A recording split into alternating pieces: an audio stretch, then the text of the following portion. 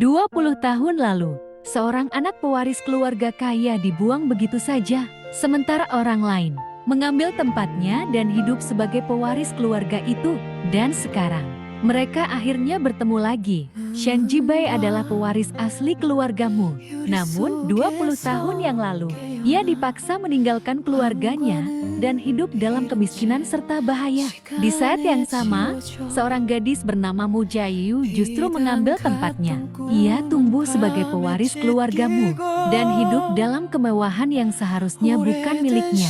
Bertahun-tahun kemudian, Mu Jiayu kembali ke negaranya sebagai seorang pelelang elit terkenal.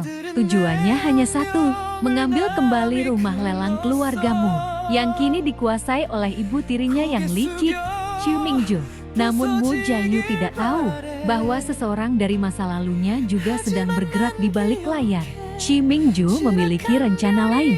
Ia memanfaatkan Shen Jibai untuk mendekati Mu Jiayu demi mendapatkan keuntungan dari konflik keluarga ini.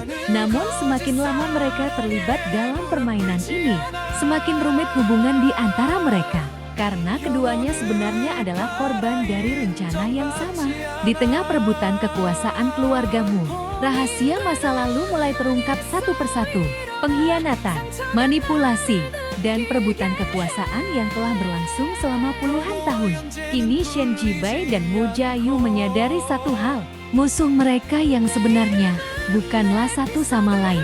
Alih-alih saling menghancurkan, mereka memilih untuk bekerja sama, bersatu untuk melawan orang yang telah mengendalikan hidup mereka sejak awal. Dan dalam permainan kekuasaan ini, setiap langkah yang mereka ambil bisa menentukan segalanya. Balas dendam atau kehancuran. The Contract Has Thorns, Wild and Fiery. Kisah tentang dua orang yang hidupnya dicuri sejak kecil, tentang permainan kekuasaan dalam keluarga kaya, dan tentang dua musuh yang akhirnya harus bekerja sama untuk membalas semuanya.